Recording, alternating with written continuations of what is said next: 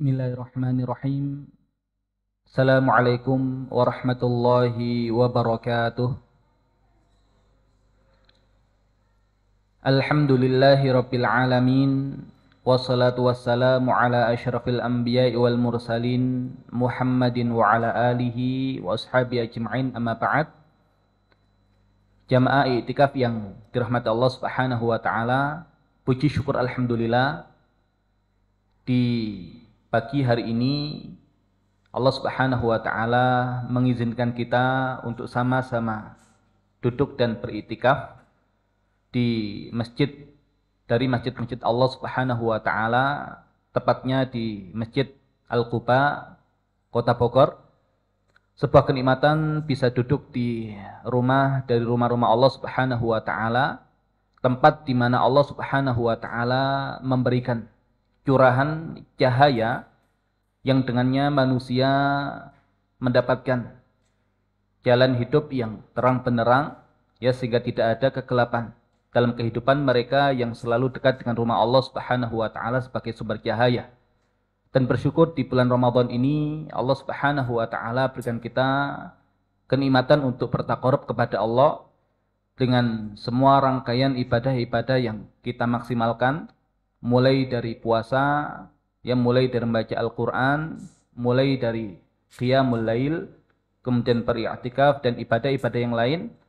Maka yang demikian adalah kenikmatan yang luar biasa yang patut juga untuk kita syukuri dan bersyukur di bulan Ramadan ketika Allah subhanahu wa ta'ala juga turunkan Al-Quran sebagai solusi bagi kehidupan umat manusia. Maka di saat manusia terjerembab dalam kegelapan jahiliyah, maka Allah subhanahu wa ta'ala turunkan Al-Quran sebagai sebuah kenikmatan yang Allah subhanahu wa ta'ala berikan agar bumi yang diliputi dengan kegelapan jahiliyah itu bisa disingkap, ya, dengan terang benderangnya cahaya Islam. Dan memang Ramadan adalah puncak kegelisahan orang-orang beriman, dan bulan Ramadan juga adalah hadirnya solusi bagi orang-orang yang beriman, ya, sehingga kita mencoba untuk menghilangkan kegelisahan kita dengan mentadabburi Al-Quran dan menjadikan Al-Quran sebagai huda serta petunjuk kita, dan kita ingin mengambil solusi dari Al-Quran yang dengannya kita berharap agar kita mendapatkan kebaikan-kebaikan yang Allah subhanahu wa ta'ala telah berikan kepada generasi sebelum kita, yang dimulai dari manusia terbaik Nabi kita Nabi Muhammad SAW, kemudian generasi yang beliau didik dengan kurikulum dan panduan Al-Quran, juga generasi-generasi setelahnya yang Allah subhanahu wa ta'ala jadikan mereka sebagai pemimpin peradaban di muka bumi ini, di mana memang tugas kita sebagai manusia adalah untuk menjadi pemakmur buminya Allah subhanahu wa ta'ala.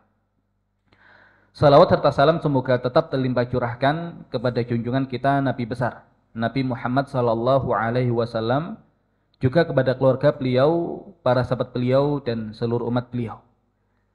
Insyaallah di kajian duha selama i'tikaf bulan Ramadan ini kita akan mengkaji tentang tema-tema pendidikan.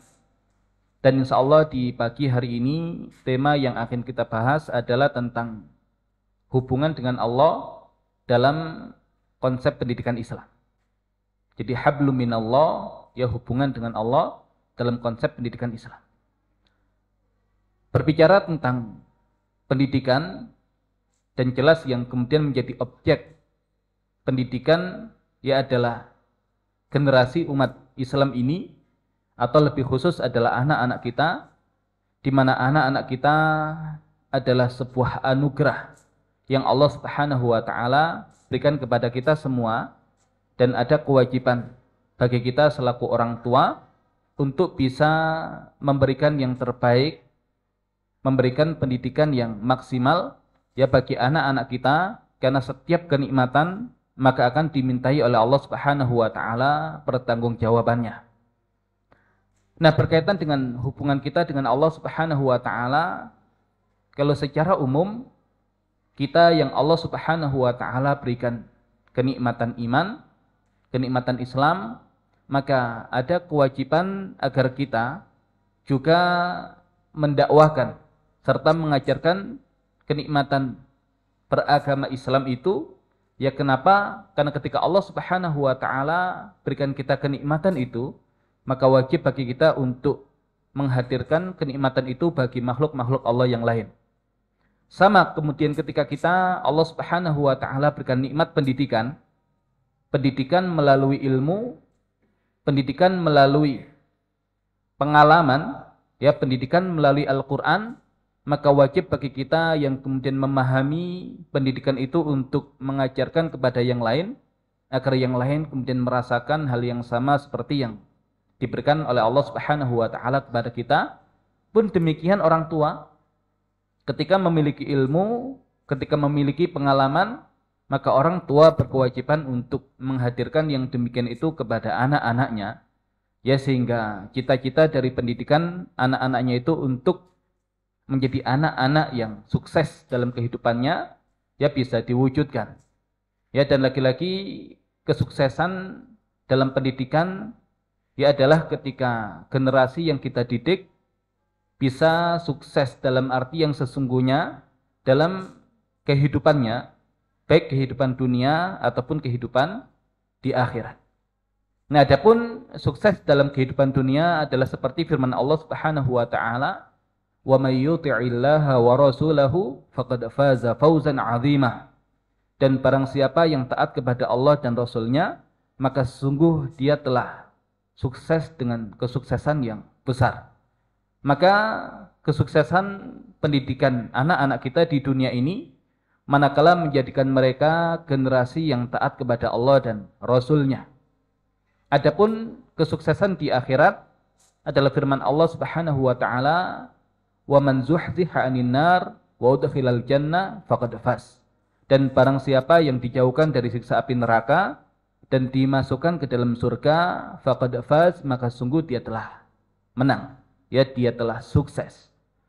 Sehingga dengan pemahaman yang demikian, berhasilnya pendidikan generasi ini adalah ketika mereka di dunia taat kepada Allah dan Rasulnya, dan di akhirat berkumpul bersama seluruh keluarganya di surganya Allah Subhanahu wa ta'ala.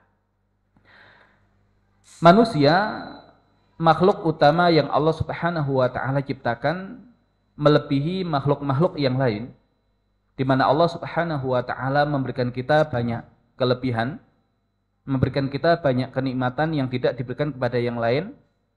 Allah Subhanahu wa taala berikan kita kenikmatan fitrah, di mana fitrah kita itu selaras dengan keislaman. Sehingga Nabi Muhammad sallallahu alaihi wasallam bersabda, "Kullu mauludin yuladu 'alal fitrah, fa abawahu yuhawwidanihi au yunassiranihi au yumajjisanihi." Setiap anak yang lahir, maka dia lahir dalam keadaan fitrah, dan fitrahnya itu adalah Islam. Fa abawahu, maka kedua orang ibu bapaknya lah, yuhawwidanihi, yang menjadikan dia Yahudi, au yunassiranihi, atau menjadikan dia Nasrani, au yumajjisanihi, atau menjadikan dia Majusi. Artinya kita sebagai manusia ya punya kesempatan yang sangat terbuka untuk sukses dan berhasil dalam kehidupan kita, ya dengan perangkat fitrah yang Allah Subhanahu wa taala berikan kepada kita, yang itu selaras dengan keislaman. Maka dengan fitrah saja kita sudah bisa mendeteksi mana yang benar, mana yang salah. Ya, sehingga di dalam Al-Qur'an Allah Subhanahu wa taala berfirman, "Balil insanu ala nafsihi basirah walau alqa ma'adzirah." Bahkan setiap manusia itu terhadap dirinya dia bisa melihat, ya, apakah dia berbuat baik atau buruk, walau alqa ma'adzirah, walaupun dia memberikan banyak ma'adzirah, udzur-udzur untuk membenarkan perbuatannya itu. Dan sama ketika anak-anak kita juga dilahirkan dalam keadaan fitrah, yang Allah minta dari kita bukan menggambar kertas yang kosong, tapi kemudian mempertahankan gambaran Islam yang ada dalam diri anak kita, kemudian memaksimalkan gambaran itu agar kemudian anak kita menjadi sebuah investasi masa depan kita, di mana ketika kita meninggal, maka anak kita lah yang akan terus mengirimkan pahala bagi kita, Nah, sehingga itu yang kemudian Allah Subhanahu wa taala minta dari kita. Bukan menggambar kertas yang kosong, tapi mempertahankan gambaran Islam yang ada pada diri anak kita dan memperkuatnya. Ya, agar mendapatkan kebaikan yang maksimal sebagai bekal ya untuk menuju alam akhirat kita. Nah, juga di dalam Al-Qur'an Allah Subhanahu wa taala berfirman, "Fa'aqim wajhaka lid-dini hanifa fitratallahi allati fataran nasa 'alaiha la tabdila li khalqillah. Dzalika dinul qayyim walakin aktsaran nasi la ya'lamun." Maka hadapkan wajahmu kepada agama Allah yang lurus, dan itu adalah fitrah. Di mana Allah Subhanahu wa taala ciptakan manusia di atas fitrah itu. La tabdila li khalqillah, tidak ada perubahan dalam ciptaan Allah. Dzalika dinul qayyim, dan itu adalah agama yang lurus, walakin aktsarun nasi la ya'lamun. Akan tetapi kebanyakan manusia tidak mengetahui. Kemudian Allah Subhanahu wa taala berikan kita perangkat akal. Ya, di mana dengan akal ini kita bisa mendeteksi juga mana yang benar, mana yang salah. Maka di dalam Islam, mereka yang tidak sempurna akalnya, atau mereka yang tidak memiliki akal, tidak diberikan beban taklif atau diangkat pena catatan amal mereka. Rufi'al qalamu an thalath. Pena catatan amal itu diangkat dari 3 golongan. Anis sabi hatta yahtalim. Dari anak kecil sampai dia berusia balik. Wa 'anin naimi hatta yastayqidh, dari orang yang tidur sampai dia bangun kembali. Wa 'anil majnuni hatta yaqil, dan dari orang gila sampai kemudian dia berakal. Nah, maka akal ini adalah kenikmatan yang Allah Subhanahu wa taala berikan kepada kita, yang dengannya kita diminta untuk berpikir. Ya, kita diminta untuk mengambil pelajaran. Ya, kita diminta untuk mengambil ibrah. Ya, sehingga dengan akal yang kita miliki, ya kita bisa mengenal Allah Subhanahu wa taala melalui apa yang ada di sekitar kita. Namun, betapa sayangnya Allah Subhanahu wa taala kepada kita, ya tidak hanya Allah berikan fitrah, tidak hanya Allah berikan akal. Ya, tapi Allah Subhanahu wa taala kemudian memberikan sesuatu yang lebih istimewa, dan itu adalah Al-Qur'an, ya kitab suci yang Allah turunkan di bulan Ramadan, ya sebagai sebuah kenikmatan yang luar biasa, sebagai sebuah jawaban atas kegelisahan yang membuncah ya dari diri Rasulullah sallallahu alaihi wasallam ketika cita-cita beliau adalah menghadirkan kebaikan ya di muka bumi ini. Ya, maka di saat jahiliyah itu menyelimuti bumi ini, maka cita-cita besar itulah yang ada dalam diri beliau, di mana beliau ingin menghilangkan semua kejahiliaan. Ya, maka solusi yang Allah berikan adalah Al-Quran. Ya, maka Al-Quran bukan sekedar kitab suci yang diturunkan untuk memperbaiki individu, atau kemudian kitab suci yang diturunkan hanya sekedar memperbaiki satu keluarga atau satu masyarakat. Ya, bahkan Al-Quran ini adalah kitab suci yang Allah Subhanahu wa taala hadirkan sebagai solusi untuk memperbaiki bumi ini. Maka orang yang beriman, orang yang Allah berikan nikmat Al-Quran, maka cara berpikirnya bukan hanya memperbaiki dirinya, bukan hanya memperbaiki keluarganya, bukan hanya memperbaiki masyarakatnya, tapi memperbaiki bumi Allah Subhanahu wa taala. Walaupun ya semua dengan urutan. Nah, ulama menjelaskan kalau akal itu ya adalah ibarat mata, ya maka mata itu belum akan bisa melihat dengan sempurna tanpa ada cahaya. Dan cahaya itulah kitab suci yang Allah berikan, ya agar apa-apa yang tidak bisa dijangkau oleh akal, nah itu semua tergambar dengan sangat jelas, ya sebagaimana yang Allah Subhanahu wa taala turunkan di Al-Quran. Jadi ada sesuatu yang berkaitan dengan his, indera, ya yang kemudian kita miliki 5 panca indera. Ada sesuatu yang berkaitan dengan akal, dan sesuatu yang lebih luas lagi cakupannya adalah sesuatu yang berkaitan dengan yang ghaib. Dan ulama menjelaskan, tidaklah sesuatu yang tidak bisa dijangkau oleh akal kita, yang dia berkaitan dengan sesuatu yang ghaib, yang bermanfaat bagi kita kecuali Allah Subhanahu wa taala jelaskan di dalam Al-Qur'an ataupun melalui lisan Nabi Muhammad SAW. Maka kita tidak butuh sebetulnya mencari sumber yang lain ya selain dari Al-Qur'an dan sunnah Nabi Muhammad SAW. Walaupun untuk memahami Al-Qur'an dan sunnah ya nanti ada kriteria, ya ada syarat-syarat, tapi yang menjadi sumber utama ya adalah Al-Qur'an dan sunnah ini. Kalau kemudian kita maksimalkan Al-Qur'an dan sunnah ini ya termasuk dalam konsep pendidikan Islam, nah maka begitu luar biasa hasil yang akan diberikan oleh Allah Subhanahu wa taala. Nah, sehingga Al-Qur'an yang Allah Subhanahu wa taala berikan ya dia seperti cahaya yang dengannya jalan yang ada di hadapan kita tergambar dengan sangat jelas. Nah, sehingga kewajiban kita apa? Ya terlebih di bulan Ramadan ini menjadikan Al-Qur'an sebagai huda kita. Ya karena Allah Subhanahu wa taala menyebutkan fungsi Al-Qur'an adalah huda linnas, sebagai petunjuk bagi manusia. Ya juga Allah Subhanahu wa taala secara khusus memberikan petunjuk ya hudalil muttaqin, petunjuk bagi orang-orang yang bertakwa. Nah, dahulu ya di zaman Nabi Muhammad SAW ada orang yang kemudian hatinya itu masih berada dalam fitrah. Ya hatinya menolak ya untuk kemudian menyembah dan beribadah kepada berhala-berhala atau kepada sesuatu selain Allah Subhanahu wa taala. Ya jadi dengan fitrahnya dia masih menjaga dirinya dari berbuat kesyirikan kepada Allah Subhanahu wa taala. Ya dan termasuk yang demikian adalah Nabi kita Nabi Muhammad SAW sebelum mendapatkan wahyu. Dan orang-orang yang kemudian juga berakal. Ya mereka juga sama. Ya mereka membentengi dirinya dari berbuat syirik kepada Allah. Karena orang yang berakal ya tidak mungkin menjadikan sesama makhluk sebagai sesembahannya. Ya makanya kenapa kemudian manusia itu ketika berbuat syirik dikatakan zalim. Ya tidak hanya zalim kepada Allah tapi zalim kepada dirinya.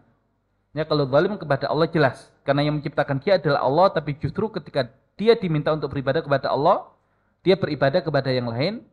Tapi zalim terhadap dirinya adalah ketika manusia itu dijadikan sebagai makhluk yang paling mulia, tapi justru kemudian yang diibadahi adalah makhluk yang tidak lebih mulia daripada manusia.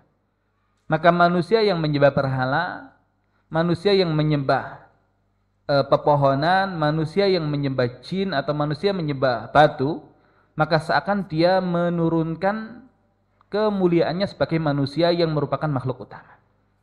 Ya makanya orang dengan akalnya itu bisa menjaga dirinya dari perbuatan syirik. Dan ini ada ya di kalangan orang-orang yang masih lurus agamanya sebelum diutusnya Nabi Muhammad SAW. Nah, bayangkan ya ketika masih dalam keadaan yang lurus itu, ya masih dalam keadaan fitrah keislamannya, masih dalam keadaan akal yang bisa membentenginya dari perbuatan-perbuatan dosa, tapi tetap tidak enak rasanya. Ya tidak enak rasanya untuk mengarungi kehidupan dunia ini ya tanpa ada bimbingan dari Allah Subhanahu wa taala. Ya makanya kenapa salah satu kenikmatan yang Allah sebutkan untuk Nabi Muhammad SAW di dalam surat yang temanya memang tentang kenikmatan-kenikmatan yang Allah berikan kepada Nabi SAW adalah surat Ad-Duha. Ya salah satu nikmat yang Allah sebutkan adalah wa wajadaka dhalan fahada. Dan dia mendapatimu dalam keadaan dhalan. Dan dhalan di sini bukan berarti kemudian sesat, tapi belum mendapatkan petunjuk. Artinya fitrahnya Islam. Kemudian akalnya menghalangi untuk berbuat kesyirikan ya terhadap Allah Subhanahu wa taala. Tapi bagaimana cara beribadah kepada Allah? Bagaimana harus menjalin hubungan dengan Allah? Ini yang kemudian ya tidak bisa diketahui dan itu menjadi beban tersendiri bagi Nabi Muhammad SAW. Ya juga bagaimana kemudian berinteraksi dengan sesama manusia itu pun tidak bisa. Hanya dengan menggunakan fitrah kita, ya hanya dengan menggunakan akal kita yang demikian butuh bimbingan. Ya dari Allah Subhanahu wa taala yang itu ya melalui petunjuk Allah yang diturunkan kepada Nabi terakhirnya yaitu Al-Quran.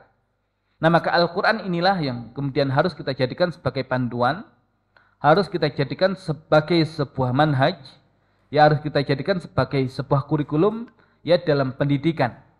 Bukan hanya pendidikan dalam skala kecil, yaitu pendidikan anak-anak ya di jenjang usia sekolah, ya tapi juga pendidikan bagi kita manusia secara umum dalam mengarungi ya kehidupan kita, tidak hanya di dunia tapi juga ya alam-alam yang berikutnya.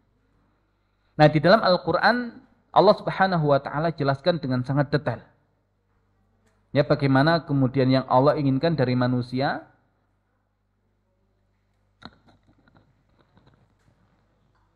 ya kemudian apa yang harus dilakukan oleh manusia agar sesuai dengan petunjuk Allah Subhanahu wa Ta'ala. Ya sering kita jelaskan tentang karakter Al-Quran, ya di mana karakter Al-Quran itu adalah mengangkat. Ya maka malaikat yang menerima atau menyampaikan wahyu Al-Quran menjadi malaikat yang paling mulia, Jibril alaihissalam. Nabi dan Rasul yang menerima wahyu Al-Quran menjadi Nabi dan Rasul yang paling mulia. Itu Nabi kita Nabi Muhammad SAW. Kemudian tempat di muka bumi yang paling mulia adalah Mekah dan Madinah. Ya kenapa? Karena di dua kota inilah Allah Subhanahu wa Ta'ala turunkan Al-Quran. Ya maka kita mengenal ada surat-surat Makkiyah, ada surat-surat Madaniyah, dan kemuliaan dua kota ini bahkan Allah Subhanahu wa Ta'ala jadikan di akhir zaman ketika Dajjal itu masuk ke setiap pelosok bumi ini. Ya hanya dua tempat yang tidak bisa dimasuki oleh Dajjal, yaitu kota Mekah dan kota Madinah. Ya juga bulan yang menjadi satu-satunya bulan yang Allah sebutkan di Al-Quran, yang dia bukan termasuk Ashhurul Hurum, tapi dia menjadi bulan yang paling mulia. Kenapa? Ya karena Al-Quran diturunkan di dalamnya, yaitu Ramadan. Dan malam yang paling istimewa, yang kita berusaha untuk mengejarnya, ya bahkan kita mencoba untuk menjaringnya dengan cara beriktikaf, yaitu Lailatul Qadar, menjadi malam yang paling mulia. Kenapa? Ya karena Allah Subhanahu wa Ta'ala turunkan Al-Quran di dalamnya. Dan setiap yang berinteraksi dengan Al-Quran pasti akan ditinggikan dan diangkat derajatnya oleh Allah Subhanahu wa Ta'ala. Nah, sehingga di dalam hadis Nabi Muhammad SAW menjelaskan, Innallaha yarfa'u bihadzal kitab aqwaman wa yadha'u bi akharin. Sesungguhnya Allah Subhanahu wa Ta'ala mengangkat kaum-kaum dengan Alkitab, yaitu Al-Quran, dan menjatuhkan kaum-kaum yang lain juga dengan Al-Quran. Juga Nabi Muhammad SAW bersabda, yuqalu li sahibil Quran, iqra' wartaqi warattil kama kunta turattil fid dunya fa inna manzilataka inda akhir ayatin taqra'uha. Dikatakan kepada sahibul Quran, baca dan naik dan tartilkan Al-Quran seperti kamu mentartilkan Al-Quran di dunia, karena sesungguhnya manzilahmu tergantung pada akhir ayat yang kamu baca.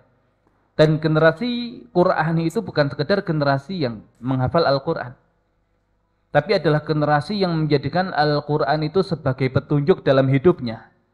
Ya, sehingga setiap amalan yang dia lakukan adalah cerminan dari Al-Quran yang ada dalam dirinya. Ya, karena kalau kemudian sekedar lisan, ya maka lisan kita bisa terkunci. Ya, tapi kalau kemudian Al-Quran yang turunnya itu ala qalbika, di atas hatimu Muhammad, ya maka hati atau qalb, atau yang sebenarnya adalah jantung ini, ya dia yang menjadi jenderalnya, pemimpinnya bagi seluruh anggota tubuh. Ya maka seakan kalau Al-Quran yang tersimpan di dalam jantung ini, di dalam Al-Qalbu ini adalah Al-Quran yang teramalkan dalam setiap anggota badan kita. Ya, jadi bukan sekedar dihafalkan, tapi sampai kemudian dijadikan pedoman dalam kehidupannya. Bukan berarti kemudian lembaga pendidikan yang menjadikan Al-Quran untuk dihafalkan tidak baik, bahkan itu sangat baik. Tapi itu baru tahap pertama. Ya, sebelum tahapan-tahapan yang lain, sehingga Al-Quran itu memang menjelma dalam dirinya, menjelma dalam akhlaknya, ya sehingga akhlaknya itu pun yang menjadi akhlak yang Qur'ani. Ya, maka Nabi kita Nabi Muhammad SAW disebut oleh para ulama dengan Qur'anun yamshi, Al-Quran yang berjalan. Ya, karena kehidupan beliau ya adalah cerminan dari Al-Quran itu sendiri. Dan yang demikian diambil dari penjelasan Bunda Aisyah radhiyallahu anha ketika ditanya tentang akhlak Nabi, ya maka dikatakan kana khuluquhul Quran. Ya, akhlaknya adalah Al-Quran. Nah, sehingga Al-Quran ini yang kemudian harus kita bedah, harus kita urai, kita keluarkan konsepnya, yang itu harus menjadi solusi hari ini, ya, dimana kalau dahulu generasi awal Islam diangkat oleh Allah Subhanahu wa Ta'ala dengan Al-Quran, buktinya apa? Ya, mereka dijadikan sebagai pemakmur buminya Allah, ya, pemimpin dan penguasa di buminya Allah. Nah, tapi yang demikian, ya, belum kita rasakan di hari ini, maka memang ada sesuatu yang berbeda, ya, antara interaksi kita dengan Al-Quran dan interaksi, ya, para pendahulu kita, ya, berkaitan juga dengan, ya, dengan Al-Quran. Nah, kalau kemudian kita urai lebih dalam, ada apa sih di dalam Al-Quran yang kemudian dari Al-Quran ini dia punya karakter untuk mengangkat, dan apa kaitannya dengan tema yang kita bahas di pagi hari ini, ya, tentang hubungan Allah dalam konsep pendidikan Islam. Nah, di dalam Al-Quran Allah Subhanahu wa Ta'ala berfirman, yarfa'illahu alladhina amanu minkum walladhina utul ilma darajat. Niscaya Allah Subhanahu wa Ta'ala mengangkat orang-orang yang beriman di antara kalian dan orang-orang yang berilmu dengan beberapa derajat. Ya, maka ada pembahasan tentang iman, ada pembahasan tentang ilmu. Dan ini yang harus kita pahami dan kita wujudkan dalam kurikulum pendidikan, ya, generasi kita. Pembahasan tentang iman, ya, pembahasan tentang iman, ternyata, ya, kalau kita mencari referensi dari hadits Nabi Muhammad SAW, ya, ketika beliau ditanya, ya, oleh Jibril, ya Muhammad akhbirni anil iman. Wahai Muhammad, kabarkan kepadaku tentang iman. Ya, maka beliau SAW menjawab, antu'mina billah wa malaikatihi wa kutubihi wa rusulihi wal yaumil akhiri wa antu'mina bil qadari khairihi wa syarrihi. Iman itu hendaklah kamu beriman kepada Allah, kepada para malaikatnya, kepada kitab-kitabnya, kepada para rasulnya, kepada hari akhir, dan hendaklah kamu beriman kepada takdirnya, baik itu yang baik ataupun yang buruk. Nah, kemudian disebutkan cabang-cabang iman. Al-iman bid'un wa sab'una syu'bah. Iman itu 70 sekian cabang. Dan di dalam riwayat yang lain dikatakan al-iman bid'un wa situna syu'bah. Iman itu 60 sekian cabang. A'laha, yang tertinggi darinya adalah al-kalimah la ilaha illallah. Ya, adalah kalimat la ilaha illallah. Wa adnaha imatatul adza 'anil thariq. Dan yang paling rendah adalah menghilangkan sesuatu yang menyakitkan dari tengah jalan. Wal haya'u syu'batun minal iman. Dan malu itu adalah satu cabang dari cabang-cabang iman. Nah, sehingga dari cabang-cabang iman ini, yang ternyata kalau kemudian kita lihat, ya, tidak hanya berkaitan dengan hal-hal yang terkait dengan al-qalb atau kemudian dengan al-lisan, ya, tapi juga bahkan sampai kepada amalan. Maka amalan itu juga tadi bagian dari cerminan, ya, dari keimanan seseorang. Nah, namun yang menjadi fokus kita adalah kita memahami tentang hubungan kita dengan Allah Subhanahu wa Ta'ala. Maka ada cabang-cabang iman. Dan cabang-cabang iman ini kalau dicari pilarnya, ya, kalau dicari pilarnya, ya, maka ketemunya adalah rukun iman yang 6. Kemudian rukun iman yang 6 itu, kalau kemudian kita pahami agar kehidupan kita di dunia ini, ya, menjadi seorang muslim yang baik, ya, maka kita bergantung pada dua hal. Iman kepada Allah, ya, dan iman kepada hari akhir. Ya, asal orang itu beriman kepada Allah dan iman kepada hari akhir, maka dia akan berusaha menjadi seorang mukmin yang baik.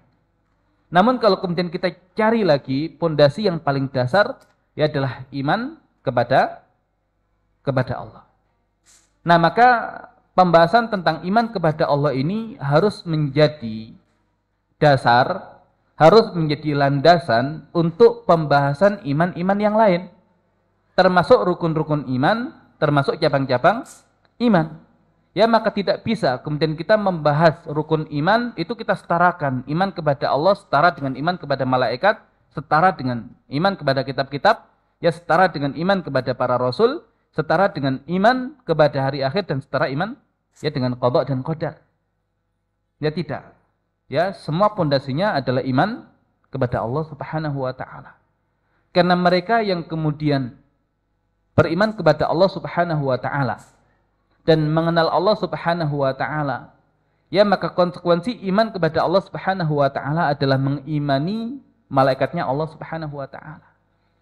Dan ketika membahas tentang malaikat ini, ya maka tidak berhenti hanya iman kepada malaikat, tapi bahkan kemudian mengantarkan kepada penguatan iman kepada Allah. Ya contohnya, ketika malaikat ini Allah Subhanahu wa taala ciptakan, ya salah satu tujuannya adalah untuk mengatur alam semesta ini yang ujungnya adalah kenikmatan bagi manusia. Oh, berarti dalam penciptaan malaikat itu ada kenikmatan yang Allah Subhanahu wa taala hadirkan untuk kita. Ya berarti semakin menumbuhkan kecintaan kita kepada Allah.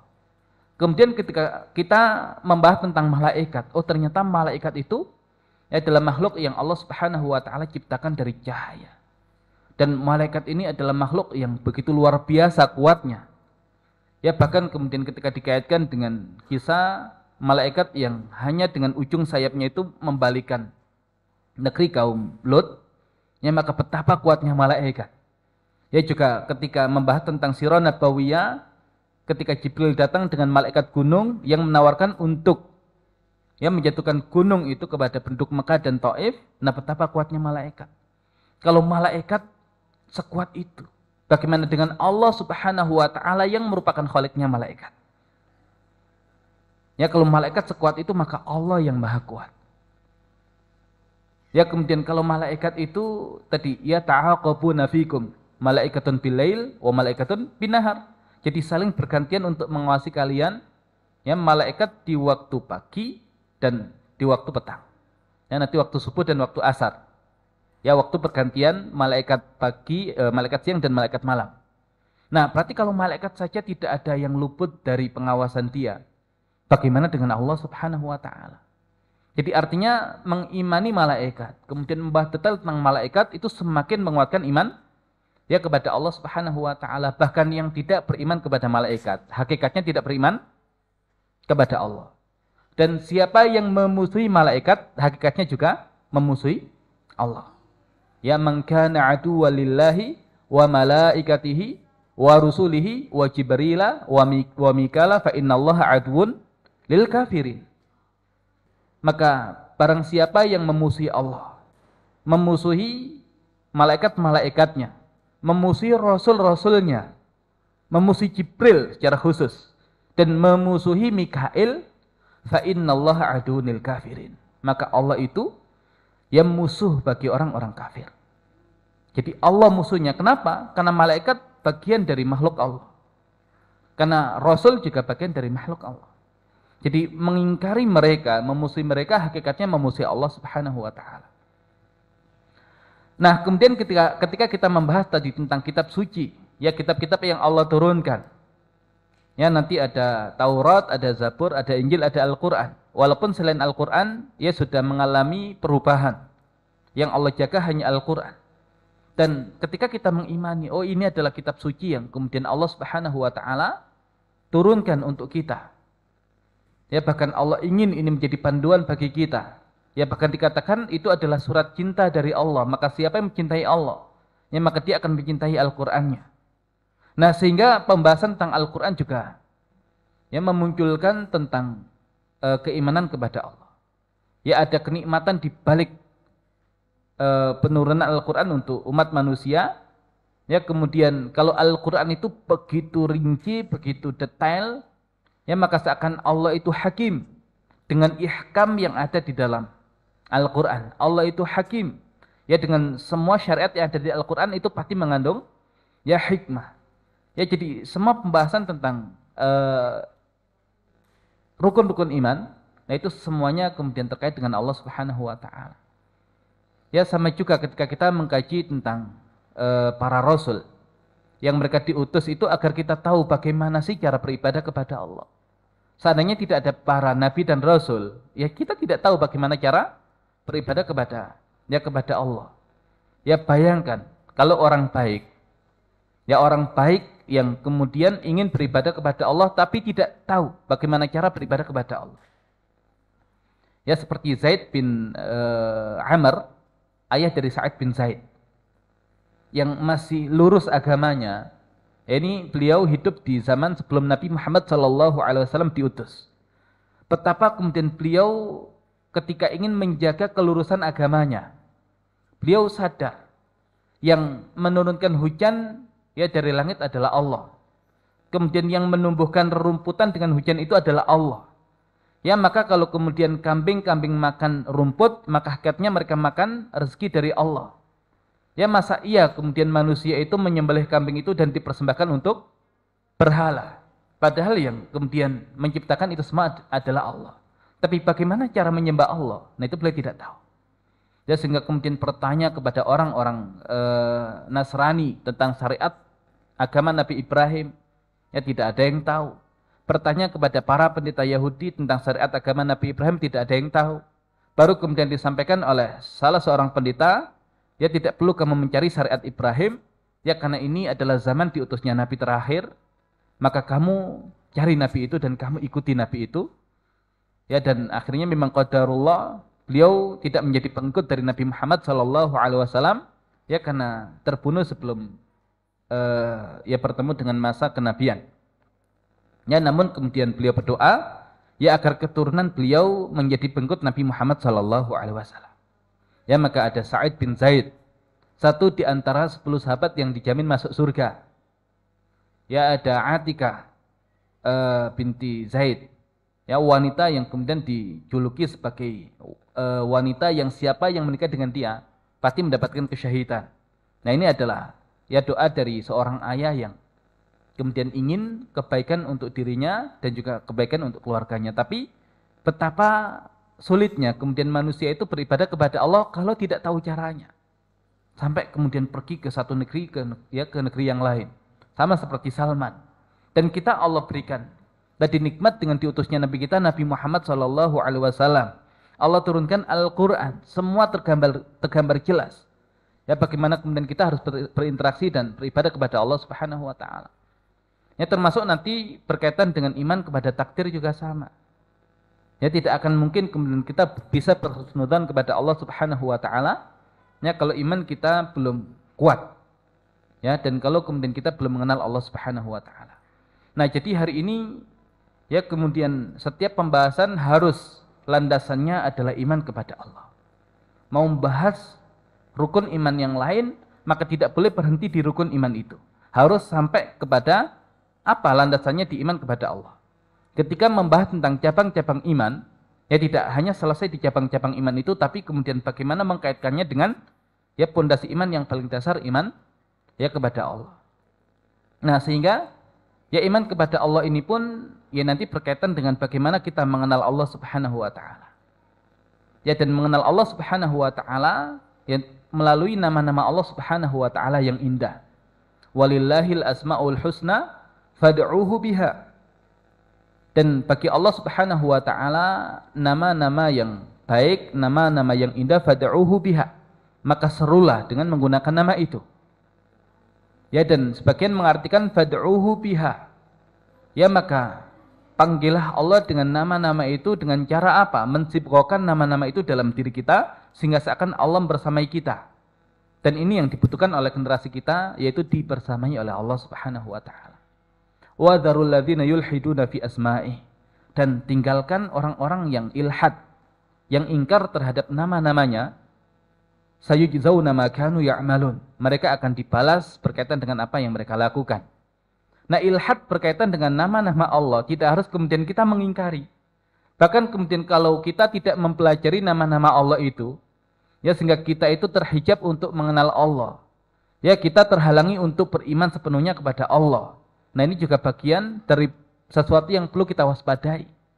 Ya karena hari ini ya banyak hal-hal yang berkaitan dengan janji Allah bagi orang-orang beriman belum Allah wujudkan. wa kana haqqan 'alaina nasrul mu'minin. Dan menjadi hak kewajiban atas kita menolong orang-orang beriman. Innallaha yudafi'u 'anil ladzina amanu. Sesungguhnya Allah itu akan membela orang-orang beriman. Allahu waliyul ladzina amanu yukhrijuhum minadh dhulumati ilan nur. Allah itu walinya orang-orang beriman yang mengeluarkan mereka dari kegelapan menuju cahaya. Nah, apakah hari ini Allah Subhanahu wa taala sudah berikan pertolongan kepada kita? Apakah hari ini Allah Subhanahu wa taala berikan kemenangan bagi kita kalau Allah itu adalah wali kita? Ya, ternyata banyak hal yang belum Allah hadirkan. Padahal jelas, innallaha la yukhliful mi'ad. Sesungguhnya Allah itu tidak pernah mengingkari janjinya. Terus kenapa belum Allah hadirkan? Berarti standar keimanan kita masih bermasalah. Nah, maka kurikulum pendidikan kita hari ini, ya, maka yang harus menjadi concern utamanya bagaimana menghadirkan pendidikan iman ini ya kepada anak-anak kita dengan urutan dan dengan pengajaran yang benar. Jadi bukan sekedar pembahasan iman secara global, tapi detail rinciannya seperti apa, memahami kandungan maknanya seperti apa, pengamalannya nanti seperti apa, wujud akhlaknya nanti seperti apa. Nah, itu semua harus tergambar dengan sangat jelas. Ya, dan ya memohon doa dari jamaah semua, ya, karena sekarang sedang proses ya penyusunan tadabbur al-asmaul husna atau pelajaran iman kepada Allah yang dengannya nanti langsung include ya di dalamnya pilar-pilar keimanan yang lain, ya, rukun-rukun iman yang lain, yang kemudian nanti akan ada pembahasan selanjutnya tentang cabang-cabang imannya dan juga berkaitan dengan akhlak yang merupakan buah dari keimanan itu. Ya, dan ke depan ya insya Allah yang demikian menjadi materi atau bahan ajar yang akan kita ajarkan di pesantren Mahdharah. Ya, upaya untuk tadi menghadirkan generasi yang memang pondasi pendidikannya adalah iman kepada Allah dalam artian yang sesungguhnya, sehingga apa yang kemudian Allah janjikan, nah itu bisa kita hadirkan. Nah, itu yang pertama. Dari Al-Qur'an tadi menghadirkan tadi keimanan itu. Ya, dan juga sama berkaitan dengan iman kepada Allah. Ya, kalau kemudian kita bersyahadat asyhadu alla ilaha illallah. Ya, juga nanti ada wa asyhadu anna Muhammadan Rasulullah. Memang Nabi SAW bagian dari para nabi dan rasul. Tapi beliau punya kedudukan yang istimewa. Ya, sehingga memang kemudian perlu digali lebih dalam ya tentang sejarah kehidupan beliau. Ya, namun lagi-lagi untuk jenjang sekolah dasar sentuhannya bukan analisa yang menggunakan akal. Nah, tapi lebih banyak kemudian sentuhannya adalah bagaimana keimanan kepada Nabi, nah itu kemudian bisa tertancap dengan sangat kuat ya di hati anak-anak kita, ya, sehingga kemudian wujudnya itu ya bukan sekedar keimanan biasa, tapi sampai melahirkan kecintaan yang luar biasa kepada para nabinya. Dan ini yang membedakan kita dengan para sahabat, di mana para sahabat begitu cinta dengan nabinya, ya apapun kemudian siap dikorbankan untuk nabinya. Ya, dan bahkan kemudian kalau kemudian kita cinta kepada Allah, ya kita cinta kepada Rasulullah, ya maka apa wujud cinta kita? Ya, qul in kuntum tuhibbunallaha fattabi'uni yuhibbukumullah. Dan jika kalian cinta kepada Allah, maka katakan Muhammad, ya hendaklah kalian mengikutiku, ya ittiba' kepadaku, maka Allah akan mencintai kalian. Jadi wujud cinta kita kepada Allah adalah ittiba' kepada Nabi, karena beliau adalah Qur'anun yamshi, Al-Quran yang berjalan. Dan kalau kemudian kita cinta kepada Nabi, ya sudah, akhirnya kita bersemangat untuk menjalankan sunnah-sunnah Nabi. Ya, tidak mengatakan itu kan hanya sekedar sunnah, tapi tidak, ini sunnah Nabi kita. Dan kita akan bangga dengan ya agama kita akan bangga ketika bisa ittiba' kepada Nabi kita. Nah, maka juga tadi proses penyusunan dan bagian dari kurikulum ya adalah tentang ya pelajaran iman ya dari kehidupan Nabi Muhammad SAW. Ya, juga menjadi bagian yang kemudian ya kita ajarkan kepada anak-anak. Nah, itu iman. Kemudian kita masuk ke pembahasan yang kedua adalah tentang ilmu. Karena yarfa'illahu alladhina amanu minkum walladhina utul ilma darajat. Ya, nanti pembahasan ilmu akan kita bahas secara khusus ya tentang 3 tingkatan ilmu, ya ilmu tentang Allah, kemudian ilmu tentang perintah dan larangan Allah, kemudian ilmu tentang ciptaan Allah. Al-ilmu billah yang pertama. Al-ilmu bi awamirillah wa nawahi. Ya, yang kedua, baru al-ilmu bi khalqillah. Ilmu tentang ciptaan Allah itu yang ketiga. Nah, ketiga-tiganya ini menjadi bagian yang harus kita ambil semua. Ya, kalau kita memang ingin menjadikan orang-orang Islam ini menjadi pemakmur buminya Allah. Ya, dan yang demikian bagian dari keimanan. Kalau kemudian kita mengaku beriman kepada Allah, ya Allah kami beriman kepadamu, tapi kami nggak mau jadi pemakmur bumimu. Ini masalah dengan iman kita. Ya Allah, kami ini beriman kepadamu, dan kami siap menjadi pemakmur bumimu, tapi kami nggak siap belajar ilmu-ilmu tadi. Ya, sama saja. Ya, maka bagian dari keimanan kepada Allah ya juga semangat tadi dalam menuntut ilmu itu, karena kita tahu ini bagian dari sesuatu yang harus kita pelajari. Nah, kemudian ilmu tentang Allah ini ya tadi menjadi pondasi dasar. Dia bukan menjadi stempel. Oh, ini materinya ini. Stempelnya apa? Ya dari Al-Qur'an atau kemudian iman kepada Allah atau ilmu tentang Allah distempeli. Nah, bedanya stempel dengan kemudian menjadi dasar. Ya, kalau kemudian stempel itu ketika kita bahas tentang sesuatu, oh apa nih yang bisa kita stempeli? Ya, agar kemudian terlihat ada muatan imannya di situ. Nah, kemudian distempeli. Nah, jadi kalau kemudian kita punya gelas, kita kasih tutup. Nah, namanya tutup itu hanya cukup untuk menutup gelas itu. Dia tidak bisa untuk menutup sesuatu yang lain. Nah, itu stempel namanya. Tapi kalau kemudian kita jadikan ilmu tentang Allah itu menjadi dasar dari semua ilmu yang lain. Ya, jadi kita nggak perlu bingung. Oh, ini ilmu tentang ini. Oh, ini masuknya di sini. Ini masuknya di sini. Jadi sudah tergambar dengan jelas kurikulumnya. Yang semua lantasnya adalah ilmu tentang Allah. Nah, baru ilmu-ilmu di tingkatan selanjutnya itu kita tahu ini letaknya di sini, letaknya di sini, letaknya di sini. Bukan kemudian kita ambil ilmu yang berkaitan dengan ciptaan Allah, baru kita cari-cari apa yang bisa kita stempelkan di situ. Nah, tidak demikian. Itu bedanya ya ketika ilmu tentang Allah atau Al-Quran menjadi stempel dengan tadi. Dia menjadi sebuah landasan yang dengannya kita tahu, oh ini yang harus kita target dan kita tuju. Nah, ini bagian dari apa-apa yang harus kita pelajari sebagai konsekuensi dari iman dan ilmu tentang Allah itu. Ya, dan insya Allah ini juga nanti akan ada pembahasan secara khusus. Baik, jadi iman dan ilmu, dan dua-duanya itu ujungnya adalah iman kepada Allah dan ilmu tentang Allah. Nah, kita masuk ke pembahasan tentang hubungan kita dengan Allah dalam konsep pendidikan Islam. Berarti dengan wasilah iman kepada Allah tadi itu, anak-anak kita akan tersambung dengan Allah.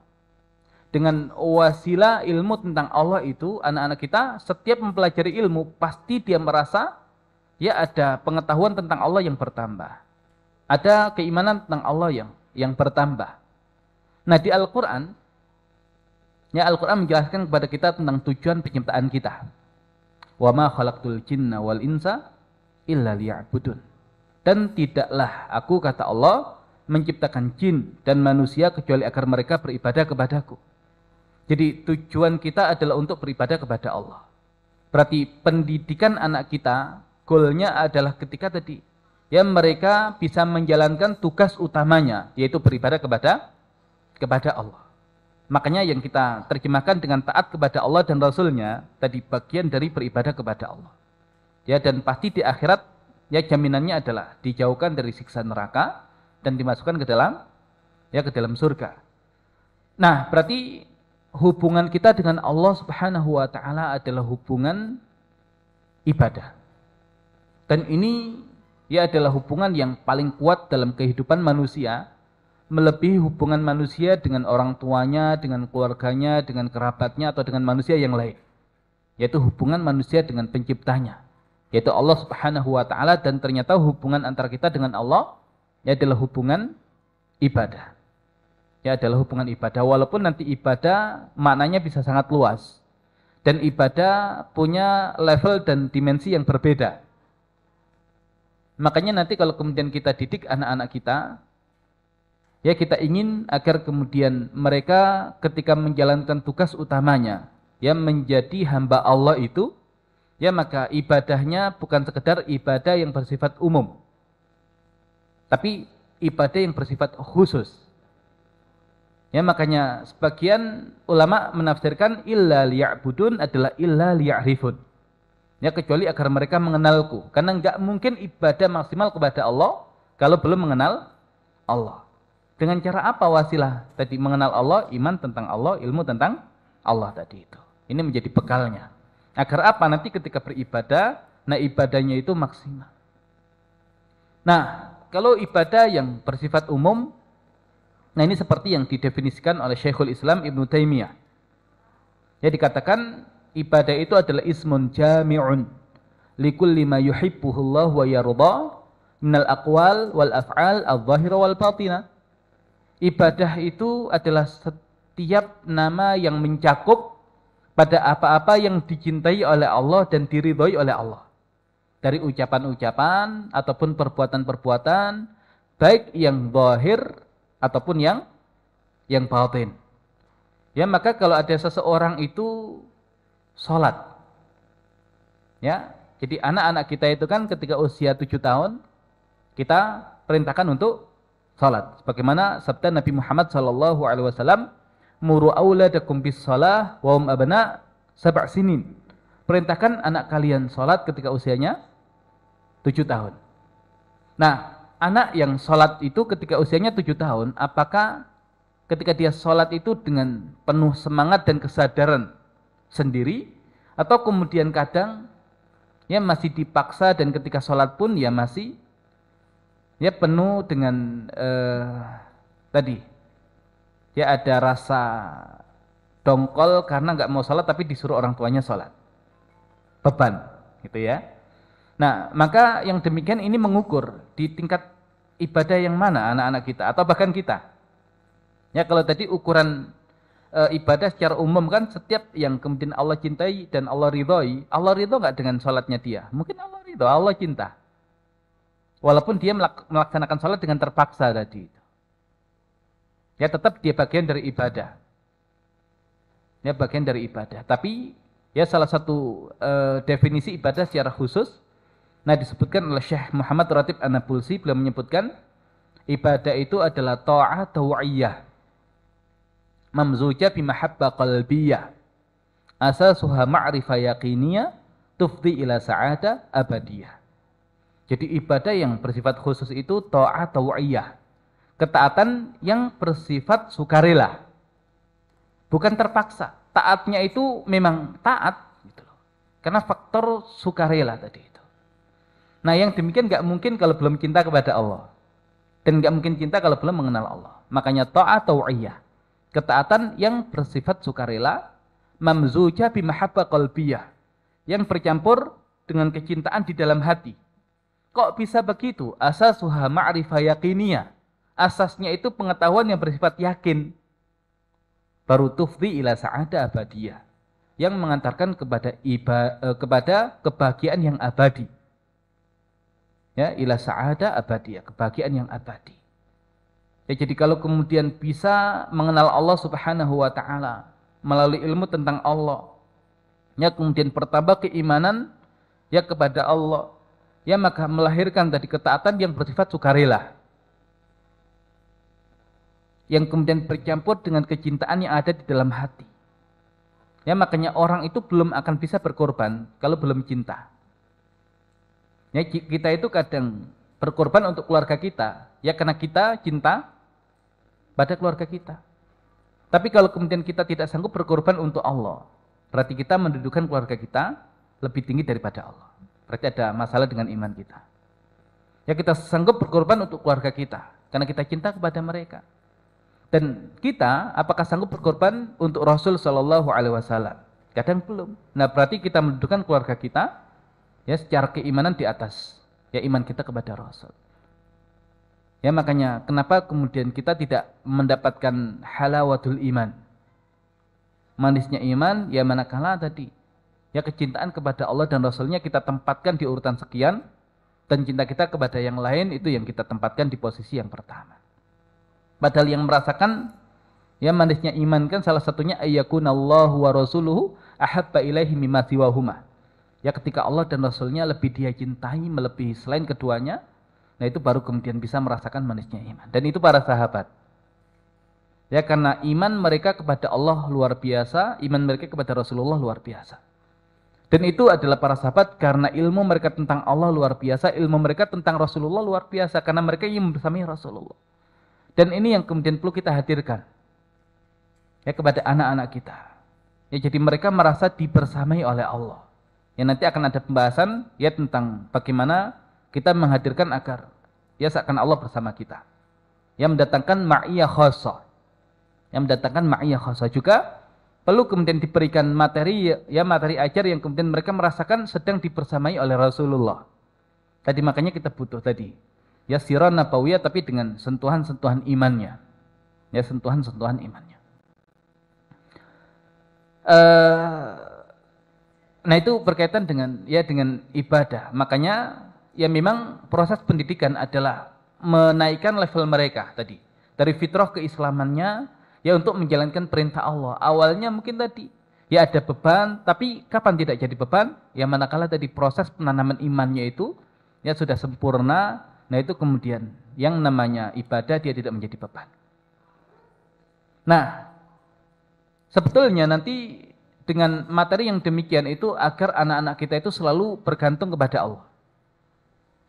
Ya bahkan dalam kondisi sulit itu akan sangat terasa bergantung kepada Allah itu. Ya makanya kalau kita lihat syariat-syariat Islam untuk ibadah itu biasanya nanti diwajibkan di fase Madaniyah. Tapi ada satu ibadah yang dia dimunculkan di fase Makkiyah bahkan sejak Nabi SAW baru diutus oleh Allah Subhanahu Wa Taala. Yang demikian apa? Ya, yang demikian adalah sholat. Ya, yang demikian adalah sholat. Ya, kenapa? Karena di dalam sholat ini ada pelajaran iman yang luar biasa. Ya, karena bayangkan ketika muslimin di fase Makkiyah, ya, yang ditanam oleh Nabi adalah keimanan kepada Allah dan menghadirkan bagaimana mereka selalu dibersamai oleh Allah. Dan bagaimana mereka bergantung hanya kepada Allah dalam kondisi yang sulit. Ya kondisi yang terjepit, kondisi yang berat. Ya sulit untuk mengharapkan pertolongan sesama manusia. Kemana kemudian mereka berharap untuk mendapatkan pertolongan? Ya dari Allah Subhanahu Wa Taala. Ya makanya ketika mereka sholat itu merupakan tadi ya aduan, permintaan, doa yang mereka panjatkan kepada Allah Subhanahu Wa Taala dan itu yang menguatkan mereka. Yaitu yang menguatkan mereka. Nah, sehingga ya nanti kemudian bisa kita pahami kenapa salah satu hadiah yang Allah berikan untuk menghibur Nabi Muhammad SAW dan umatnya adalah diwajibkannya salat 5 waktu. Karena bayangkan ini kalau kita buat analogi walaupun lagi-lagi Allah tidak sama dengan makhluknya. Kalau ada manusia yang dia itu kaya raya, kemudian punya kedudukan, terpandang, dermawan, baik, ya luar biasa, lemah lembutnya. Nah, kemudian dia ketika kita kunjungi ke rumahnya, jadi bertanya, apa yang kamu minta? Oh, minta ini dikasih. Apa masalahmu? Oh, masalah saya ini ya kemudian diselesaikan. Apa yang menjadi hajatmu? Ini diberikan kebutuhannya. Ya, maka kira-kira kita sebagai orang yang dipenuhi hajat kebutuhan kita ketika datang ke rumah itu, ya ke rumah orang itu, ya seneng nggak kalau kemudian sering datang ke rumah orang tersebut? Ya seneng. Ya karena apa yang menjadi kebutuhan kita dipenuhi oleh dia. Tapi ya kita kan nggak enak. Masa sih kok tiap hari itu datang ke rumahnya, ya ada perasaan segan, ya nggak enak. Ya dan belum lagi namanya manusia bisa berubah pikirannya. Tapi intinya seandainya pun dia tidak berubah, kita mau datang tiap hari itu nggak enak. Ya karena perasaan manusia itu kalau sesama manusia itu nggak enakan, nggak enak. Tapi kita pengen datang, tapi nggak enak. Ya malu, tapi pengen datang. Nah seandainya dia yang mengatakan kamu wajib tiap hari datang ke rumahku 5 kali. Minta apapun, hajatmu apapun sampaikan, wajib datang. Kira-kira kita lebih senang diwajibkan atau datangnya sukarela? Ya kalau modelnya seperti itu kita senang diwajibkan. Ya ketika datang kemudian 5 waktu itu, ya kemudian apa menjadi hajatnya dipenuhi. Nah sama seperti sahabat yang sudah tergantung kepada Allah Subhanahu Wa Taala dalam kehidupan mereka. Ya ketika sebelum diwajibkan sholat 5 waktu, mungkin nanti ada syariat sholat di waktu pagi dan petang. Tapi ketika diwajibkan 5 waktu, nah itu berarti seakan Allah yang mewajibkan, berarti yang menyambut mereka adalah Allah. Dan itu kenikmatan yang luar biasa bagi para sahabat. Nah, anak-anak kita pun tadi melalui proses pendidikan harus tahu tujuan hidupnya apa sih? Ya tujuan hidupnya adalah ibadah. Dan kita tahu setelah kehidupan dunia ini ada alam berikutnya, yaitu alam akhirat, yang di situ kita berharap dari bekal amal kita ini ya cukup untuk mengantar kita masuk ke dalam surganya Allah Subhanahu Wa Taala. Jadi proses pendidikan itu tidak hanya untuk dunia, tapi lebih dari itu menjadi wasilah untuk ya mendapatkan balasan di akhirat, ya di surganya Allah Subhanahu Wa Taala. Nah berarti anak-anak harus tahu ya tujuan hidupnya. Nah, adapun waktu yang Allah berikan untuk kita di dunia ini, umur yang Allah berikan untuk kita di dunia ini, ya, dia menjadi kesempatan bagi kita untuk mengumpulkan bekal itu. Berarti betapa mahalnya waktu yang kita miliki dan betapa ruginya kita kalau kemudian setiap waktu tidak bernilai ibadah. Tapi kalau kemudian iktikaf di masjid, tidurnya ibadah nggak kira-kira? Nah, insya Allah gitu ya. Ya tapi ya tadi, ya tidur ya ibadah yang lain juga ibadah yang lain. Tapi intinya setiap waktu kita harus bernilai ibadah. Nah, ketika kita tahu waktu kita itu sangat mahal dan baru kemudian ya merasa kita beruntung kalau kemudian ya bernilai ibadah, nah itu mendatangkan kebahagiaan yang luar biasa. Ya ada seseorang yang dia punya bisnis. Ya dan setiap waktu itu harus menghasilkan. Nah dia cukup lihat rekening dia, ya setiap detik dia cek itu rekeningnya, tambah keuntungannya itu, penghasilan dia, kekayaannya semakin bertambah. Seneng nggak dia kira-kira? Ya seneng kan? Ya kan tadi semakin bertambah. Dan ketika ternyata kok kemudian rugi atau minimal nggak bertambah, kan dia menganggap uangnya itu berarti nggak maksimal, ya nggak bisa menghasilkan harta. Kan setiap uang itu harus menghasilkan uang yang berikutnya. Nah makanya akhirnya riba itu dibenarkan, bunga bank itu dibenarkan ya tadi. Ya uang disimpan ya harus menghasilkan uang. Uang dipinjam ya harus menghasilkan uang. Ini cara berpikir orang yang orientasinya adalah dunia. Dan bahagianya dia dengan kekayaan itu. Dia bahagia. Ya ketika kemudian angkanya bertambah di rekeningnya, ada yang berubah nggak dalam diri dia? Kan itu hanya sekedar angka di rekening kan? Kan belum dia ambil juga. Tapi seneng nggak dia? Ya seneng karena dia tahu suatu saat dia bisa menggunakan itu. Nah sama kalau kemudian kita beribadah, kan mungkin di dunia kita belum merasakan hasilnya. Tapi kalau kemudian kita membayangkan sudah bertambah aset kita di akhirat, itu kan? Nah ini yang kemudian menghadirkan kebahagiaan kita. Nah orang tidak akan pernah bahagia. Makanya tadi definisi ibadah tufdi ila sa'ada abadiyah, mengantarkan kepada kebahagiaan yang abadi, itu di surganya Allah Subhanahu Wa Taala.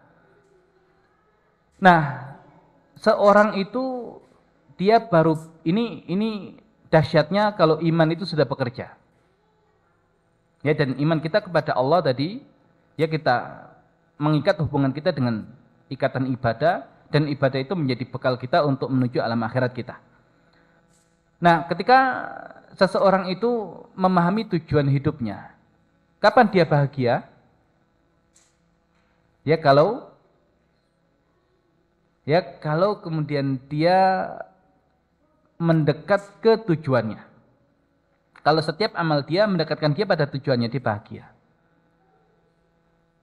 Ya, tapi kalau kemudian amalan yang dia lakukan itu semakin menjauhkan dia dari tujuannya, nah itu bukan kebahagiaan. Nah makanya beda kebahagiaan dengan kenikmatan. Kalau kebahagiaan itu sumbernya di dalam diri masing-masing manusia, kalau kenikmatan itu sesuatu yang ada di luar. Bayangkan kalau ada pemilik toko, ya kemudian di mejanya itu dihidangkan ada kopi, ada teh, ada makanan yang sangat banyak. Dan dia kemudian sambil nunggu tokonya itu, ya nonton TV, kemudian makan, minum. Ya, dan dia bisa nyantai, kenapa? Karena gak ada pembeli. Kira-kira bahagia tidak dia? Dia nikmat banget loh, hidup kayak begitu, duduk, makan, ya nonton TV, minum, nyantai. Bahagia nggak dia? Bahagia nggak? Ya enggak. Ya kenapa? Karena tujuan dia dagang itu nggak tercapai. Walaupun dia nyantai hidupnya, nggak bahagia. Tapi bayangkan kalau kemudian ada pemilik toko itu yang buka tokonya, dari buka sampai tutup itu dia nggak bisa duduk bahkan. Ya makan saja sampai tadi. Ya dia ngambil-ngambil waktu untuk bisa sekedar makan tadi. Ya karena saking ramenya tokonya itu. Ya mungkin capek fisiknya, tapi bahagia nggak dia? Kira-kira kalau begitu lagi besoknya mau nggak? Oh, mau gitu loh. Nah sama ketika orang itu tahu, ya tujuan hidupnya dia adalah beribadah kepada Allah dan waktu itu sangat mahal dan harus bernilai ibadah, ya maka ketika dia beribadah kepada Allah dengan semua lelahnya itu, dia merasa bahagia. Oh berarti yang menjadi tujuan saya tercapai, terpenuhi. Tapi kalau kemudian dia tidak sadar tentang tujuan hidupnya, ya seorang anak diwarisi toko oleh ayahnya, oh dia nggak sadar, sekedar ngirain toko itu hanya dibuka dan tiap hari itu ya makan, nyemil segala macam, memang habis hartanya. Ya sama ketika manusia kemudian baru waktunya habis baru sadar. Ya jadi waktu yang begitu berharga terbuang percuma seperti itu. Nah makanya mereka yang kemudian tahu tentang tujuan hidupnya, itu dia akan ya tergerak untuk beramal. Dan ketika dia beramal, dia merasakan kebahagiaan yang luar biasa. Ya kenapa? Karena dia beramal itu atas kesadaran dia sendiri, karena dia paham tentang konsep dan tujuan hidupnya. Nah tidak perlu dipaksa. Ya pedagang itu nggak perlu dipaksa. Pak itu Pak berdiri ada pembeli, nggak perlu antum suruh, dia langsung berdiri gitu loh. Ya karena memang dia tahu tujuan dia dagang seperti itu. Nah sama nanti kemudian mereka yang sudah mengetahui tujuan hidupnya, kemudian kuat imannya kepada Allah, nah itu cenderung tadi bergerak dengan sendirinya tanpa harus didorong. Nah memang kadang sesekali perlu didorong. Memang, ya tapi tidak selamanya kan didorong. Nah kita hari ini kan ibadah itu banyak ya. Ibadah itu kan banyak kan. Ya dan syukur-syukur tiap waktu yang kemudian kita lewati itu bernilai ibadah dengan amalan apapun.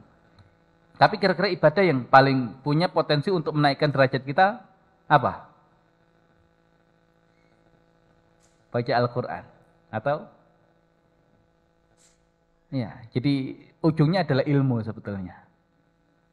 Makanya fadlul alimi 'alal 'abidi ka fadlil qamari 'ala sairil kawakibi. Keutamaan ahli ilmu dibandingkan ahli ibadah biasa. Ya maka seperti keutamaan bulan ketika purnama dibandingkan dengan al-kawakib, planet-planet yang ada di angkasa. Nah, apakah kita tergerak untuk menuntut ilmu? Dan ketika kita menghabiskan waktu kita untuk menuntut ilmu, bahagia nggak kita atau merasa buang-buang waktu? Nah, kalau kita tahu, oh ini menuntut ilmu itu adalah ibadah yang kemudian punya potensi menaikkan level keimanan dan derajat kita, dan kita merasa waktu kita habis untuk menuntut ilmu, kita nggak merasa rugi. Bahkan kita kemudian merasa bahagia dengan kebahagiaan yang luar biasa. Dan ulama dulu itu kalau sehari kok tidak bertambah ilmunya, itu mereka merasakan sesak yang begitu luar biasa dalam dada mereka. Siksaan yang luar biasa. Karena seakan waktu yang begitu berharga lewat, tapi ilmu nggak nambah. Ya, dan ilmu bagian dari ibadah. Ya walaupun boleh kemudian seseorang dengan kapasitasnya, ya untuk beribadah. Ya makanya nanti ibadah itu kan macam-macam. Ya kalau Syekh Ratib An-Nabulusi itu beliau membagi ibadah dengan ya nanti ada ibadah sya'airiyah, ada ibadah ta'amuliyah. Ya sya'airiyah itu kalau kemudian kita sholat gitu ya. Ya kita puasa. Kalau ta'amuliyah itu lebih kepada interaksi kita dengan sesama manusia. Ada namanya ibadah huwiyah. Ya, jadi contohnya begini. Ada seorang wanita yang dia ini adalah seorang ibu. Yang ketika pagi itu banyak yang dia siapkan. Ya banyak yang dia siapkan.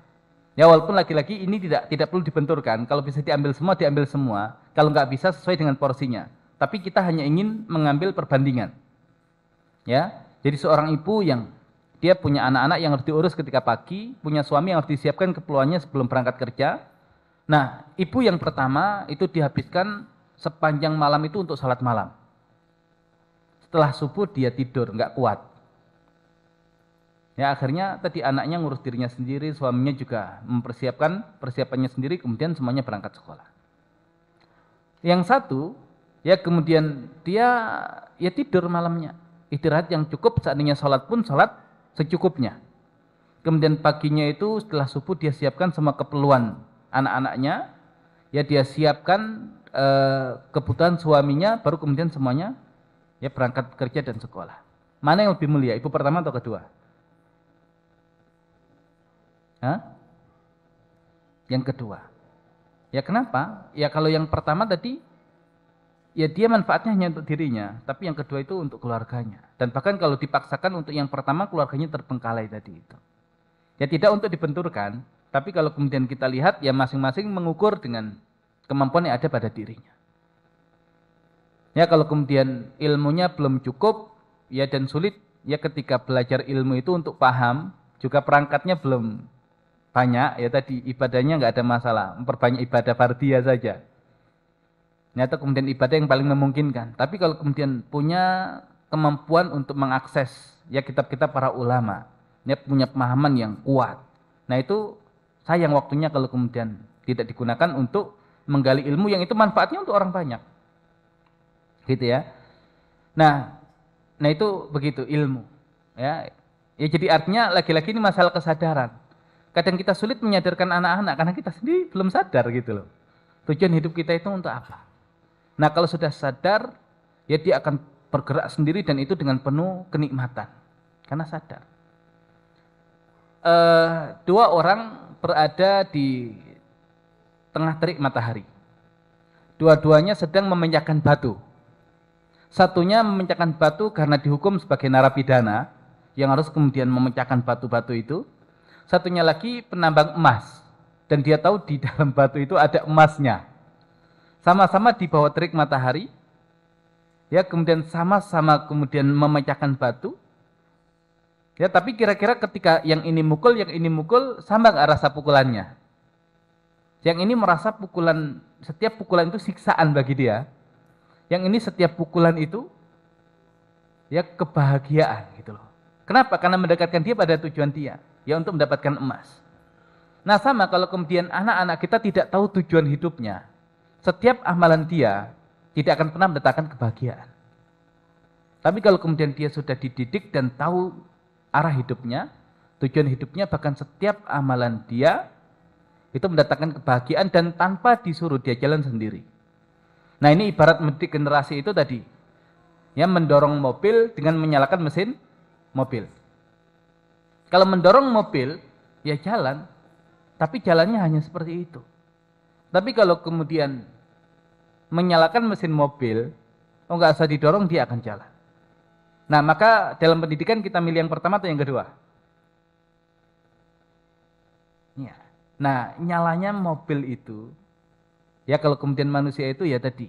Jadi ada ruang kosong di dalam hati manusia yang dia tidak tertutup dengan apapun, nah kecuali dengan keimanan. Nah, keimanan itu yang kemudian menghidupkan mesin hati manusia. Nah kesadaran itu yang kemudian perlu ditumbuhkan ya pada anak-anak kita. Makanya kalau kemudian dibekali dengan iman kepada Allah, ya kemudian ilmu tentang Allah, maka setiap aktivitasnya itu tersambung dengan Allah. Dan bayangkan kalau kemudian sudah dipersamai Allah, dia akan menjadi pribadi yang sangat kokoh. Ya kadang, kenapa sih kemudian Nabi SAW satu orang itu berani menantang satu negeri Mekah? Ya bukan karena Nabi punya kekuatan besar di balik beliau gitu loh, dengan banyaknya pengikut, nggak banyak pengikutnya di Mekah, tapi karena merasa dibersamai Allah gitu loh. Ya jadi ada orang yang kemudian ya tidak takut apapun selama dia yakin dibersamai oleh Allah, dan yang begini ini harus kita hadirkan ya dalam diri anak-anak kita. Ya hari ini dibully, kemudian sudah jatuh mentalnya. Ya diomongi sedikit, ya sudah keder. Ya Nabi itu dibully satu Mekah kok gitu. Ya tapi kuat gitu loh hari ini. Nah makanya hari-hari ini itu pribadi anak-anak kita itu begitu cengeng, nggak kuat. Nah ini yang kemudian ya ada iman yang belum tertanam sepenuhnya. Nah kalau kemudian iman itu tertanam sepenuhnya dia akan sangat kuat. Ya Nabi itu dilempari orang-orang Taif itu, bahkan anak-anak kecil, ya para budak. Ya apa kata Nabi itu ketika sedang mengadu kepada Allah? Ya selama ini bukan karena murkanya Allah, fala ubali, saya nggak peduli. Nah makanya yang perlu kita hadirkan generasi sekokoh itu. Kalau imannya kepada Allah kokoh, ilmunya tentang Allah juga kokoh, itu nanti dia bukan yang terwarnai, tapi dia yang mewarnai. Contohnya siapa di Al-Quran? Ya Nabi Yusuf alaihissalam. Bayangkan anak kecil dibuang jauh. Dia terpisah jauh dari keluarganya sampai tinggal di negeri Mesir yang seluruh penduduknya kafir. Anak kecil tinggal di negeri kafir. Dalam keadaan status sebagai seorang budak. Tapi ketika masa kecilnya, itu dua nama yang ditanamkan sangat kuat oleh ayahnya. Ya inna rabbaka alimun hakim. Sesungguhnya Rabbmu itu alim, maha mengetahui, hakim, ya maha bijaksana. Jadi keyakinan Nabi Yusuf kepada Allah alim dan hakim itu menjadikan beliau punya pribadi yang kokoh. Alim berarti setiap aktivitas beliau itu Allah memantau. Ya kemudian alim dalam setiap kehidupan yang beliau jalani, Allah lebih tahu apa yang terbaik buat beliau. Ya kemudian Allah alim, apapun masalahnya orang tuanya gak tahu tapi Allah tahu. Jadi biarkan kemudian nanti Allah yang menyelesaikan masalah itu. Dan Allah itu hakim, di balik setiap takdir Allah itu pasti ada hikmah. Di balik setiap masalah pasti ada hikmah, maka melahirkan tadi kekuatan dan kesabaran yang luar biasa. Dan karena sekokoh itu Nabi Yusuf di Mesir, bayangkan dua nama yang dimunculkan. Ya bukan berarti kemudian yang lain tidak ditanamkan oleh Nabi Yakub, sangat ditanamkan. Tapi Allah ingin mengajarkan kepada kita melalui puzzle kisah Nabi Yusuf, dua itu yang dimunculkan. Nah, berarti kemudian nanti ada nama-nama yang lain dari kisah-kisah Nabi yang lain yang itu bisa kita tanamkan kepada anak-anak kita, ya sehingga bukan dia terwarnai tapi dia mewarnai. Nah, sebetulnya di momen iktikaf ini kita bisa melihat anak kita mewarnai atau terwarnai. Ketika dia bisa mengajak teman-temannya dalam kebaikan atau minimal dia tidak terpengaruh ketika teman-temannya itu berbuat yang tidak baik. Nah, itu sudah agak kokoh dia. Ya, makanya kan umat Islam itu tidak boleh menjadi generasi ima'ah itu. Ya kalau yang lain baik ikut baik. Kalau nggak baik, ya ikut nggak baik. Ya walaupun kalau yang lain baik ikut baik, itu lumayan. Tapi baiknya itu gara-gara ikut-ikutan. Tapi harusnya nggak demikian. Ya jadi baik ketika masyarakat baik, ya baik ketika masyarakat tidak baik. Kenapa? Karena baiknya tidak ikut-ikutan. Nah ini yang kemudian kokohnya pribadi. Generasi kalau kemudian ditanamkan iman dan ilmu yang luar biasa. Nah kalau antum ingin merasakan nuansa itu seperti yang ditanamkan oleh Nabi SAW ketika sedang membonceng Abdullah bin Abbas. Nah itu nanti bagian dari turunan penanamannya seperti apa. Ya jadi pondasi dasarnya adalah iman kepada Allah, kemudian ilmu utamanya adalah ilmu tentang Allah. Ya kemudian baru yang lain itu menjadi rangkaian ilmu-ilmu yang ditanamkan setelahnya. Nah itu di awal berarti ya hubungan kita dengan Allah ya dalam konsep pendidikan Islam ya maka menjadikan anak-anak kita itu ya dekat dengan Allah. Ya merasa dibersamai oleh Allah. Tujuan hidupnya adalah Allah. Ya kalau kemudian itu yang sudah ada, dia akan bergerak sendiri tanpa kemudian dipaksa. Dia akan menikmati setiap aktivitas yang dia lakukan. Dia akan menjadi pribadi yang kokoh, yang tidak kemudian runtuh gara-gara sekedar bulian satu dua orang, bahkan kemudian dia bisa mewarnai dan menghadirkan kebaikan ya bagi teman-temannya. Baik, ya sudah mau habis waktunya, ya dan insya Allah tidak ada sesi pertanyaan, ya yang ada adalah insya Allah nanti khusus untuk yang iktikaf ada diskusi khusus, ya tentang program atau pesantren Mahdhara. Ya silakan nanti kalau kemudian ada yang mau ditanyakan, didiskusikan, ya nanti pada asar kita mungkin ya luangkan sejenak waktu untuk tadi sharing apa yang kemudian menjadi materi dan kurikulum kita ya di mahdharah nanti.